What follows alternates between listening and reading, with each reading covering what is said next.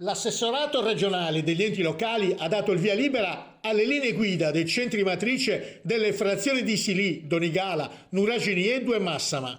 Per i cittadini residenti nelle frazioni è una notizia attesa da tanto tempo, ha detto il sindaco di Oristano, Andrea Luzzu. Si riaprono le porte degli interventi di recupero del patrimonio abitativo e questa è una cosa molto positiva, sia per i cittadini che potranno programmare i lavori, sia per le imprese che saranno chiamate ad eseguirli.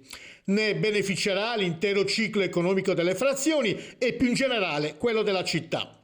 La delibera di Consiglio prima e il pronunciamento della Regione oggi sbloccano una situazione ferma da molto tempo, ha aggiunto l'assessore dell'urbanistica Gianfranco Licheri. Era stato il PPR a prevedere per le zone di antica formazione l'obbligo dell'adozione di linee guida. Ad ottobre il Consiglio Comunale, grazie anche allo scrupoloso e proficuo lavoro della Commissione Consiliare presieduta da Fulvio De Riu, le ha adottate in maniera definitiva e oggi il parere positivo della Regione, sia pure con alcune prescrizioni relative a specifici edifici da assoggettare a maggior tutela, consente di sbloccare gli interventi dei privati che intendono investire per recuperare i propri immobili.